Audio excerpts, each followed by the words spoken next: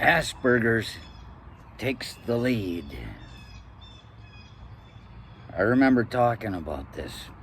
The vampire babies, the basement babies, the kids that are being raised right now with no social interaction outside of that with the parents and the World Wide Web, and how, sure, maybe that's information gathering, but they need social interaction.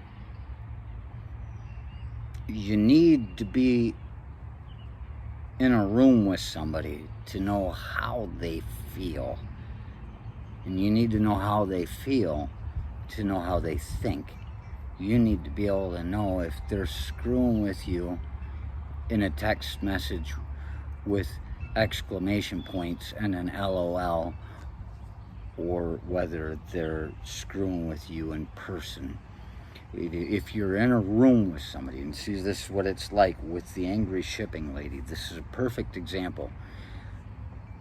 How we feel is releasing pheromones through our body. Our mind, the way we think, creates how we feel, and it produces these pheromones, and they're just shooting through our bodies. And what happens?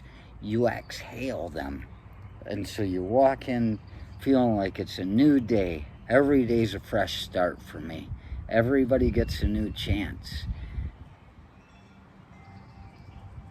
And you walk into that office and you got someone going, Jesus Christ, blah, blah, blah, blah, blah, blah, blah, blah. As soon as you walk in, like she's waiting for somebody that she can trust. And you're just sitting there going, and you start breathing that stuff in the air. 6 feet, social distancing. Keep your space. That's a valid thing right there. I mean, we got that going on. That's another way to look at it. That's a positive. You can't really breathe the hate that they're feeling because it's getting stuck in their mask, and they're sucking it right back in, which compounds their hate, and it makes them go from being someone that people are afraid of to just simply becoming a laughing stock. A laughing stock, everybody laughing like Grand Central Station around here. And so, but you inhale that and you feel how they are, so you're angry.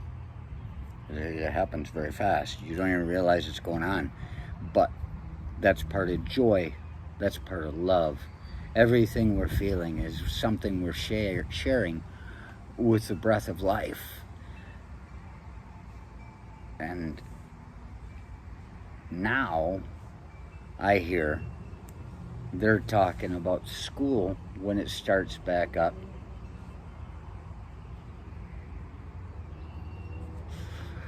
The kids sitting in desks 6 feet away from each other or something, with masks on. You can't even see a smile. You don't even know what a smiling eye looks like until you connect it with a smiling face. So now all they get is the eyes. They get me grinning behind my mask. I say, oh, you can't see me smiling. I get nervous sometimes. These people, these persons, they don't understand that I'm joking. And I say, you can't see me smiling. They're like, oh, I can see your eyes. But it's because they've been conditioned to understand a smiling eye. Now you just got this crazy look coming over a mask when somebody says something. You're like, I don't know what's going on. And so they're getting ready to raise these children with minutia of social interaction. They don't get the smiling eyes. They don't get the touch, the wrestle, the closeness, the heat of another's body. And so what that means to me is that we are going to be raising a generation of people that exhibit the same symptoms as someone with Asperger's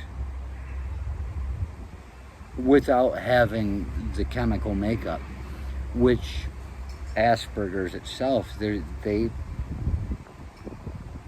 very intelligent people.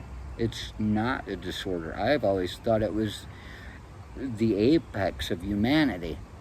I thought that if you're really going to be human, the way animals feel emotion, they cry at the side of the road when another friend of theirs has been hit.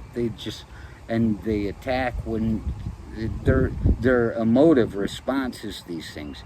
And me, I don't know if you figured this out or not yet, but I am a very sensitive person. And I learned through the years just to shut it off. Let's get to the point. Let's see what's real. Let's not act like an animal on this. Yet at the same time, in such things as play and sexual excursions, you get to let the animal out. So there's a connection. You have the animal and the intellectual. That's a healthy human, I think. I feel pretty good. But you got these Asperger's people. They are designed this way. They're coded. They're way ahead of the curve. They may be where we're all going. And what's going to happen is this generation of kids is growing up like this without very critical periods, learning emotional responses and just being able to feel, you know.